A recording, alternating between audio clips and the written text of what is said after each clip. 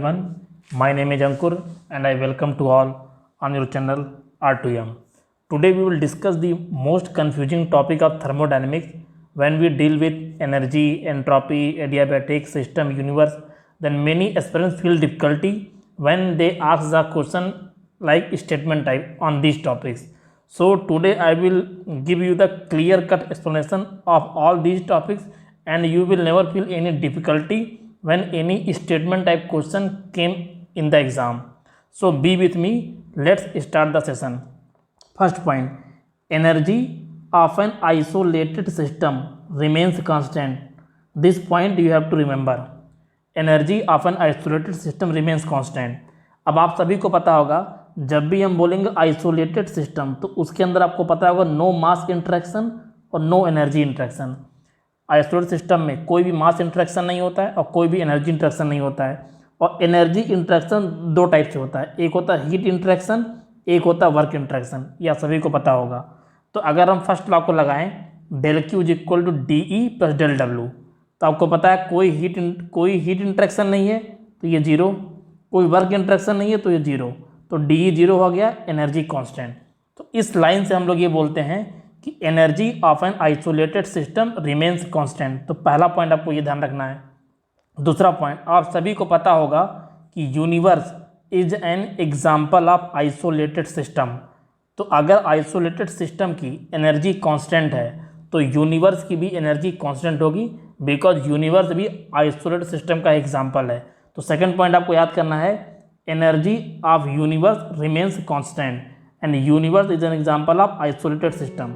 जब भी हम यूनिवर्स बोलते हैं तो उसके अंदर आपका सिस्टम भी आएगा और उसके अंदर आपका सराउंडिंग भी आएगा, दोनों आएगा. जब भी हम यूनिवर्स बोलेंगे तो उसके अंदर सिस्टम प्लस सराउंडिंग दोनों आएगा.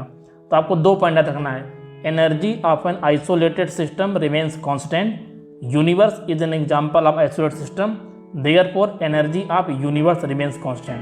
तो ये दो पॉइंट आपको याद रखना है. और ये दोनों पॉइंट कैसे है मैंने आपको एक्सप्लेन कर दिया फर्स्ट लॉ से. अब चलते हैं आगे की तरफ. अब जो मोस्ट कंफ्यूजिंग टॉपिक आता है वो है एंट्रोपी. तो एंट्रोपी का जो फिजिकल सिग्निफिकेंस है वो होता है entropy is a measurement of randomness. Entropy is a measurement of randomness, ये इसका फिजिकल सिग्निफिकेंस है. बट अगर हम बात करें मैथमेटिकल सिग्निफिकेंस का तो एंट्रोपी एक प्रॉपर्टी है. जैसे ही मैंने बोला प्रॉपर्टी तो आपके माइंड में 3-4 पॉइंट ऑटोमेटिक आ जाएंगे. प्रॉपर्टी है मीन्स ये किस पे डिपेंड करेगा, पॉइंट पे, पाथ से इंडिपेंडेंट होगा, एग्जैक्ट डिफरेंशियल होगा, ट्रांजिएंट फिनोमिना होगा. तो जैसे हम प्रॉपर्टी बोलेंगे आपको 3-4 पॉइंट ध्यान में आएंगे. एंट्रोपी एक प्रॉपर्टी है. एंट्रोपी का जो जनरल एक्सप्रेशन होता है वो होता है D S greater than is equal to del Q by T. अब ध्यान दीजिए थर्मोडायनेमिक्स से हम डील करते हैं तो वहाँ पे हम एंट्रोपी वर्ड उतना सिग्निफिकेंस नहीं है.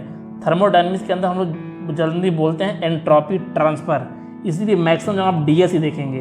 थर्मोडायनेमिक्स में बहुत कम ही जगह आपको एस मिलेगा, हाँ मैक्सिमम जगह डी एस मिलेगा, बिकॉज ज़्यादा सिग्निफिकेंस क्या है, entropy transfer. Entropy transfer D S greater than equal del Q by T. आप यहाँ ये भी देख रहे होंगे कि एक को डी लिखा गया है, एक को डेल लिखा गया है.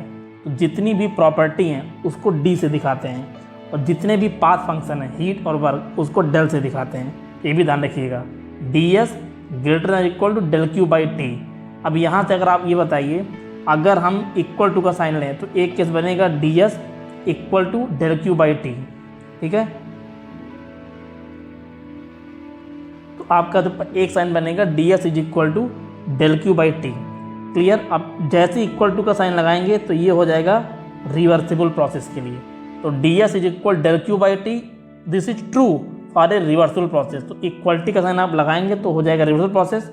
अगर हमने लिखा D S greater than del Q by T तो ये हो जाएगा फॉर इररिवर्सिबल प्रोसेस. ये ध्यान दीजिएगा. ठीक. अब देखिए जैसे मान लीजिए 5 ग्रेटर देन 4 है या 5 ग्रेटर देन 4 है, दोनों को बराबर करना है तो आपको RHS में कुछ ना कुछ ऐड करना पड़ेगा, तभी तो दोनों बराबर होगा, LHS इक्वल RHS होगा. Similarly D S greater than del Q by T है. अब हमें LHS is equal to RHS करना है तो उसके लिए क्या करेंगे, D S is equal to हमने लिखा del Q by T plus RHS में एक टर्म ऐड कर दिया डेल एस जनरेशन. तो ये डेल एस जनरेशन ये प्रॉपर्टी नहीं है, ये लिखा हुआ है it is not a property. तो ये क्या है, पाथ फंक्शन है. जितने भी पाथ फंक्शन होते हैं वो स्टेट से इंडिपेंडेंट होते हैं, वो पाथ पे डिपेंड करते हैं। तो एंट्रोपी प्रॉपर्टी है बट एंट्रोपी जनरेशन प्रॉपर्टी नहीं है। अब एंट्रोपी जनरेशन की दो कंडीशन होती है। Entropy generation is equal to zero, जैसे हम बोलेंगे तो ये किसके लिए ट्रू है, रिवर्सिबल प्रोसेस।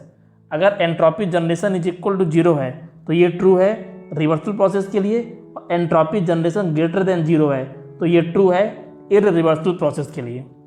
तो अगर आपको एंट्रोपी का जनरल इक्वेशन लिखना है तो चाहे तो आप लिखिए D S greater than equal del Q by T, but अगर इक्वलिटी को रिमूव करना है तो हम लोग लिखते हैं थर्मो में मोस्ट ऑफ द प्लेसेस पे D S is equal to del Q by T plus del S generation. तो ध्यान रखिएगा, जनरल एक्सप्रेशन लिखते हैं D S equal del Q by T plus del S generation. अब entropy principle क्या है? Entropy principal ये है कि entropy of the universe can never decrease. Universe की एंट्रोपी कभी डिक्रीज नहीं कर सकती है, या इसी को वाइस वर्सा बोलने दूसरे टर्म में यूनिवर्स की एंट्रोपी हमेशा इंक्रीज करेगी। ये एंट्रोपी प्रिंसिपल है, आपको याद होना चाहिए। तो इसको अगर हम मैथमेटिकल सिस्टम लिखिए तो हम बोलेंगे entropy change of the universe greater than or is equal to zero. देखिए हमने थर्मो में पहले बताया है कि आप थर्मो में एंट्रोपी केवल नहीं लिखते हैं, एंट्रोपी ट्रांसफर लिखते हैं, इसलिए मैक्सिमम डी एस मिलेगा आपको कि थर्मोडायनामिक्स के अंदर एंट्रोपी ट्रांसफर का ज़्यादा सिग्निफिकेंस है कंपेयर टू आप सिंपली बोले एंट्रोपी। तो entropy change of universe greater than is equal to zero. अगर entropy change universe is equal to zero है तो ये ट्रू है for reversible process, greater than zero true है फॉर इररिवर्सिबल प्रोसेस, और इक्वल टू जीरो है for impossible process. इसीलिए बोला जाता है नेचर के अंदर जितने भी प्रोसेस होते हैं वो सारे के सारे इररिवर्सिबल हैं। नेचर में जितने भी नेचुरल अक्सिंग प्रोसेस हैं जब वो सारे के सारे इररिवर्सिबल हैं और entropy change of the universe greater than zero है, इसीलिए एंट्रोपी प्रिंसिपल बोलता है कि यूनिवर्स की एंट्रोपी कभी डिक्रीज नहीं कर सकती है। तो यूनिवर्स की एंट्रोपी जीरो हो सकती है फॉर रिवर्सिबल प्रोसेस के लिए और greater than zero for irreversible के लिए। यूनिवर्स की एंट्रोपी कभी जीरो नहीं होगी, अगर ऐसा जीरो हो गया तो वो प्रोसेस हमारा क्या है, इम्पॉसिबल है। सॉरी, ये लेस देन जीरो होगा, यहाँ पे लेस देन जीरो होगा। Entropy change of the universe is equal to zero है रिवर्सिबल प्रोसेस के लिए, ग्रेटर देन जीरो होगा फॉर इररिवर्सिबल प्रोसेस, और अगर लेस देन जीरो हो गया एंट्रोपी चेंज यूनिवर्स तो ये इम्पॉसिबल है, ये प्रैक्टिकली पॉसिबल नहीं है। तो आपको ये पॉइंट ध्यान रखना है, एंट्रोपी प्रॉपर्टी है, एंट्रोपी जनरेशन प्रॉपर्टी नहीं है, पाथ पे डिपेंड करता है। यूनिवर्स की एंट्रोपी कभी डिक्रीज नहीं कर सकती, हमेशा इंक्रीज करती है। हम जब भी वर्ड यूनिवर्स बोलते हैं उसके अंदर सिस्टम प्लस सराउंडिंग दोनों आएगा, और यूनिवर्स के अंदर सारे के सारे प्रोसेस इररिवर्सिबल हैं, और इररिवर्सिबल प्रोसेस की एंट्रोपी ग्रेटर देन जीरो होता है यूनिवर्स का, इक्वल टू जीरो है रिवर्सिबल, लेस देन जीरो हो गया ये, सॉरी लेस देन जीरो होगा, लेस देन जीरो है तो इम्पॉसिबल। नेक्स्ट देखते हैं। अब देखिए, अब हम डील करते हैं entropy of A system. Entropy of A system deal करते हैं। तो हमने क्या किया है, एंट्रोपी का एक जनरल एक्सप्रेशन लिख दिया, D S is equal to del Q by T plus del S generation, ये हमको पता है तो ये हमने लिख दिया। अब इसी में हम लोग डिफरेंट कंडीशन लगाएंगे और इसको सॉल्व करेंगे। देखिए, सबसे पहले हमने लिया है केस इंटरनली रिवर्सिबल प्रोसेस। पहला केस हमने लिया है इंटरनली रिवर्सिबल प्रोसेस। जैसे हमने रिवर्सिबल बोला था, आपको पता है कि एंट्रोपी जनरेशन वाला टर्म जीरो हो गया। अगर ये जीरो हो गया तो अब ये बचेगा केवल D S is equal del Q by T. जैसे ही ये टर्म जीरो हुआ तो अब बचा केवल D S is equal del Q by T. अब अगर आप हीट ऐड कर रहे हैं, D S is equal to del Q by T. अब अगर आप हीट ऐड करेंगे तो क्यू पॉजिटिव होगा, क्यू पॉजिटिव है तो एंट्रोपी बढ़ेगा, इसीलिए आप हीट ऐड करते हैं तो एंट्रोपी इंक्रीज होता है। आप हीट रिजेक्ट कर रहे हैं तो क्यू नेगेटिव होगा तो एंट्रोपी नेगेटिव आएगा, तो एंट्रोपी डिक्रीज करेगी। अब अगर क्यू जीरो हो जाए मीन्स एडियाबैटिक है तो एंट्रोपी क्या आएगा, D S equal to zero means entropy constant. इसीलिए आप पढ़ते हैं रिवर्सिबल एडियाबैटिक प्रोसेस और ऑल्सो नोन एज आइसेंट्रोपिक। इसीलिए आप पढ़ते हैं कि रिवर्सिबल एडियाबैटिक प्रोसेस की एंट्रोपी कांस्टेंट होती है। ठीक, तो अगर कोई सिस्टम का आया एंट्रोपी ऑफ द सिस्टम, तो आपको पहले ये देखना है क्वेश्चन के अंदर कि वो रिवर्सिबल प्रोसेस की बात कर रहा है कि इररिवर्सिबल प्रोसेस की बात कर रहा है, ये तो चेक करना है। फिर उसके अंदर ये चेक करना है अमाउंट ऑफ हीट क्या है, हीट एडिशन है कि हीट रिजेक्शन है कि नो हीट है, चाहे वो रिवर्सिबल अब इरिवर्सिबल। सिमिलरली अब अगर हमने केस लिया इंटरनली इररिवर्सिबल प्रोसेस, जैसे हमने बोला इररिवर्सिबल तो आपको पता है entropy generation greater than zero, मतलब ये हमेशा पॉजिटिव होगा इरिवर्सिबल हमेशा। अब इसमें भी 3 केस लेंगे। अब देखिए अगर हीट ऐड कर रहे हैं तो Q तो बढ़ेगा डेल Q बाई टी में, हीट ऐड कर रहे हैं, अब डेल एस जनरेशन भी बढ़ेगा, तो हमने केस ले लिया है, तो ओवरऑल एंट्रोपी क्या हो गई, बढ़ गई। Second case is the most important, जो मैक्सिमम एस्पिरेंट स्किप कर देते हैं। अब देखिए सेकेंड केस में क्या है, मान लीजिए मैंने एंट्रोपी जनरेशन 10 सपोज के लिए वैल्यू ले लिया, ग्रेटर देन 0 का कन्फर्म है क्योंकि मैंने बोला इरिवर्सिबल है, 10 मैंने वैल्यू ले लिया। अब हम क्या हीट को रिजेक्ट कर रहे हैं, अगर हीट को रिजेक्ट करेंगे तो डेल Q बाई टी का टर्म डिक्रीज करेगा। अब ये डिक्रीज कैसा करेगा ये हमको नहीं पता है। अब मान लीजिए डिक्रीज करके इसकी वैल्यू आ गई -5, del Q by T decrease किया और डिक्रीज होकर इसकी वैल्यू -5 आ गई, तो -5 और +10 ऑलरेडी है, तो ओवरऑल क्या आ गया 5, एंट्रोपी बढ़ गई। तो मतलब आपने हीट रिजेक्ट किया है तो आपको ऐसा लग रहा होगा एंट्रोपी घटनी चाहिए बट एंट्रोपी बढ़ गई। ठीक, अब मान लीजिए डिक्रीज हुआ फिर से डेल Q बाई टी और डिक्रीज होते होते वो -16 पे आ गया, तो -16 + 10 तो -6 हो गया। अब यहाँ एंट्रोपी डिक्रीज कर गई। ये भी कैसे हो सकता है कि डिक्रीज करते करते वो -10 पे आ जाए, तो -10 + 10 0। तो इसका मतलब अगर प्रोसेस इरिवर्सिबल है और हीट रिजेक्शन का केस है तो वहाँ पे एंट्रोपी इंक्रीज डिक्रीज कांस्टेंट तीनों केस हो सकते हैं। यही सबसे इंपॉर्टेंट पॉइंट है जो मैक्सिमम एस्पिरेंट स्किप कर देते हैं, भूल जाते हैं। और Q = 0 है, अगर Q = एडियाबैटिक है तो ये टर्म तो 0 होगा del Q by T plus, but del S generation का टर्म तो रहेगा ना, ये मतलब पॉजिटिव रहता है, तो एंट्रोपी इंक्रीज करेगी। ठीक है, तो यहाँ देखिए reversible heat addition entropy increase, reversible heat reduction entropy decrease, reversible adiabatic entropy constant, irreversible heat addition entropy increase, irreversible heat rejection यहाँ ध्यान दीजिएगा इंक्रीज डिक्रीज कांस्टेंट तीनों केस पॉसिबल है, and irreversible adiabatic entropy increase. तो अगर आप दोनों chart को कंपेयर करें और केवल उठाएं एडियाबैटिक को, रिवर्सिबल के एडियाबैटिक उठाइए और इरिवर्सिबल के एडियाबैटिक उठाइए, तो मैंने लिखा है एडियाबैटिक प्रोसेस। जैसे मैंने एडियाबैटिक को डेल Q 0 हो गया, तो एडियाबैटिक में अगर रिवर्सिबल है तब तो एंट्रोपी कांस्टेंट आएगा, दिख गया, और एडियाबैटिक में इरिवर्सिबल है तो एंट्रोपी इंक्रीज करेगा, ये भी दिख गया। तो इन दो का अगर हम कंबाइन कर दें तो इससे आपको दिख रहा है कि एडियाबैटिक प्रोसेस की एंट्रोपी कभी डिक्रीज नहीं कर सकती है। तो एडियाबैटिक प्रोसेस की एंट्रोपी या तो कांस्टेंट होगी या तो ग्रेटर देन 0 होगी, ये ग्रेटर देन 0 लिखा हुआ है, ध्यान दीजिएगा। एडियाबैटिक प्रोसेस की एंट्रोपी या तो कांस्टेंट होगी या तो ग्रेटर देन 0 होगी। तो दोनों को जब हम कंबाइन करते हैं तो हम ये बोलते हैं कि एडियाबैटिक प्रोसेस की एंट्रोपी कभी डिक्रीज नहीं कर सकती है। ठीक है, तो हम ये बोलेंगे कि entropy change of the system, ये पॉजिटिव नेगेटिव 0 कुछ भी हो सकता है, depends upon the amount of the heat, but entropy change of the universe is always greater than equal to 0। तो ये 2 पॉइंट आप ध्यान रखिएगा। अब नेक्स्ट देखते हैं। अब आपको पता है entropy of the universe always increases, ये मैंने आपको पहले ही बताया है। जब हम बात यूनिवर्स की करते हैं तो यूनिवर्स के अंदर जितने भी नेचुरल अकरिंग प्रोसेस हैं सारे के सारे इरिवर्सिबल हैं, और इरिवर्सिबल प्रोसेस के लिए entropy change of universe greater than 0 होता है। इसलिए एंट्रोपी प्रिंसिपल ये है कि यूनिवर्स की एंट्रोपी हमेशा इंक्रीज करेगी, कभी डिक्रीज नहीं करेगी। ठीक, अब यूनिवर्स एग्जांपल है आइसोलेटेड सिस्टम का, इसीलिए हम ये भी बोलते हैं कि entropy of isolated system also increases. Universe example है आइसोलेटेड सिस्टम का, इसीलिए हम बोलते हैं entropy of the universe increases and entropy of the isolated system increases. तो इसको दूसरे टर्म में बोल सकते हैं कि यूनिवर्स की एंट्रोपी कभी डिक्रीज नहीं करेगी या फिर आइसोलेटेड सिस्टम की एंट्रोपी कभी डिक्रीज नहीं करेगी। नेचर के अंदर जितने भी प्रोसेस नेचुरल अकरिंग हैं उन सभी के लिए entropy change of the universe greater than 0 होगा, क्योंकि नेचर में सारे प्रोसेस इरिवर्सिबल हैं। रिवर्सिबल प्रोसेस नेचर में होता ही नहीं, एग्जिस्ट नहीं करता है। ठीक, उसके बाद बहुत सारे क्वेश्चन थर्मो में जब लगाए होंगे तो क्वेश्चन पूछते हैं कि एक पाइप दे देंगे, पाइप का 2 सेक्शन दे देंगे, A to B, B to A। तो आपसे क्वेश्चन आता है कि बताइए डायरेक्शन ऑफ फ्लो किधर पॉसिबल है, A to B कि B to A। तो जहाँ भी ये पूछा जाएगा क्वेश्चन में आपसे पॉसिबिलिटी ऑफ द प्रोसेस, ये प्रोसेस पॉसिबल है कि नहीं, तो वहाँ पे आप निकालेंगे entropy change of the universe.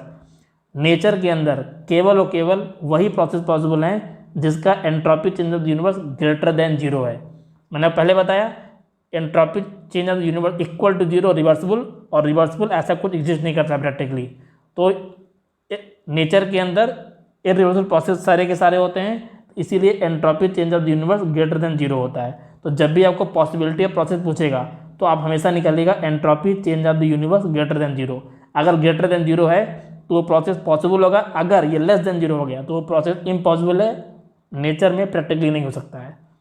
ठीक, अगला पॉइंट इसको याद कर लीजिए, the entropy of the system reaches its maximum value when it is in the state of equilibrium with its surrounding. कोई भी सिस्टम अगर सराउंडिंग के साथ थर्मल इक्विलिब्रियम में आ चुका है तो उस एट दैट इंस्टेंट, उस मोमेंट पे एंट्रोपी की वैल्यू मैक्सिमम होगी। इस पॉइंट को ध्यान रखिएगा। तो अभी तक जितना हमने पढ़ा, अगर मैं उसको एक पेज में कंबाइन कर दूं तो आपको अगर ये पेज पूरा याद है, समरी याद है, तो आपसे कोई भी क्वेश्चन स्टेटमेंट वाइज जो भी इन टॉपिक पे आता गलत नहीं होगा। तो मैंने सारे पॉइंट को एक साथ कंबाइन कर दिया, बस देखते जाइए। पहला, energy of an isolated system remains constant. ये पहले बताया, आइसोलेटेड सिस्टम का एग्जांपल है यूनिवर्स, तो energy of universe remains constant, energy of isolated system remains constant, पहला पॉइंट। दूसरा, entropy of the isolated system never decrease. Isolated system की entropy decrease नहीं कर सकती है। डिक्रीज नहीं करने का मतलब होता है mathematical expression greater than equal to zero, either equal to zero या ग्रेटर देन जीरो। और आपको पता है कि universe example of isolated system का, उसी तरह से हम बोल सकते हैं कि entropy of the universe can never decrease. Therefore entropy change of the isolated system greater than equal to zero, entropy change of the universe greater than equal to zero. Nature के अंदर केवल और केवल ऐसे प्रोसेस ही practically possible हैं जिनका entropy change of the universe greater than zero है। ठीक, entropy change of the system for a process, अगर कोई सिस्टम किसी प्रोसेस में जा रहा है तो उसका एंट्रोपी चेंज हम डायरेक्टली नहीं बता सकते हैं जब तक हमें अमाउंट ऑफ हीट ना दिया जाए, इसीलिए इसको बोलते हैं can be positive, negative and zero. अगर कोई भी सिस्टम किसी इरिवर्सिबल प्रोसेस के थ्रू पास हो रहा है, कोई भी सिस्टम अगर किसी इरिवर्सिबल प्रोसेस के थ्रू पास हो रहा है तो आप डायरेक्टली इरिवर्सिबल देखकर ये मत बोल दीजिए कि entropy change of the system positive होगा, क्योंकि मैंने आपको दिखाया है इरिवर्सिबल के अंदर भी 3 केस है, heat addition, heat rejection, adiabatic. तो उस केस में भी अगर इरिवर्सिबल है तो सिस्टम की एंट्रोपी पॉजिटिव, नेगेटिव, जीरो कुछ भी हो सकती है, हम नहीं बोल सकते हैं। हाँ, अगर इरिवर्सिबल प्रोसेस है तो entropy change of the universe must be positive, ये बोल सकते हैं, ध्यान रखिएगा। अब अगर हम बोलें ए reversible adiabatic process is always isentropic, true. मैंने आपको बताया था ना, रिवर्सिबल है और एडियाबैटिक है, एंट्रोपी कांस्टेंट आता है, तो ये स्टेटमेंट सही है। A reversible adiabatic process is always isentropic, but an isentropic process is always reversible adiabatic, ये स्टेटमेंट फॉल्स है। अगर प्रोसेस आइसेंट्रोपिक है तो हमेशा रिवर्सिबल एडियाबैटिक को जरूरी नहीं है। आपको याद होगा एक ऐसा केस था इरिवर्सिबल जहाँ पे हीट रिजेक्ट हो रहा था, वहाँ भी चांसेस है कि आइसेंट्रोपिक हो सकता है। ठीक, और entropy of the adiabatic process can never decrease, ये पॉइंट है। तो आपको इतने सारे अगर पॉइंट याद हैं तो जितने भी क्वेश्चन अभी तक मैंने बताया है, जो भी टॉपिक आएंगे, जो भी इस पे क्वेश्चन रहेंगे, आपसे कभी गलत नहीं होंगे। तो आपको ये ध्यान रखना है कि ये सारे पॉइंट याद रखना है, और जो भी क्वेश्चन स्टेटमेंट टाइप आते हैं, चाहे entropy, isolated system, reversible, irreversible, वो आपसे गलत ना हो। तो आई होप आपको लेक्चर ये अच्छे से समझ में आया होगा, और अगर आपको ये लेक्चर अच्छा लगा हो और आपको और भी ऐसे अच्छे कंटेंट चाहिए तो चैनल को लाइक करिए, शेयर करिए, सब्सक्राइब करिए, and don't forget to press the bell icon, जिससे आपको जब भी लेक्चर कोई नया आए तो आपको नोटिफिकेशन मिल जाए। Till then take care, good bye.